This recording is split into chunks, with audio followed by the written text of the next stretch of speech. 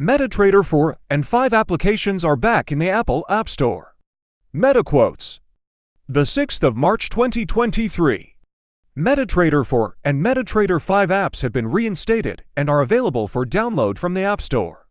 During the lengthy process of restoring the apps back in the App Store, MetaQuotes has communicated to Apple extended explanations surrounding operational technicalities and provided further insights as requested. All matters have been resolved and the iOS applications have been reinstated to the store.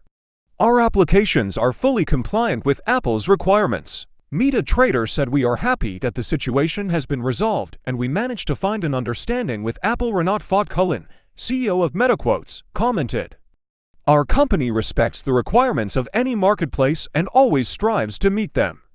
We feel responsible to our users, and therefore we did our best to provide clarifications on the issues raised from Apple in a timely manner. I also want to thank the traders, brokers and media who actively showed their support. Congratulations to all the iOS users. I wish all of you who watched this video to become a successful trader."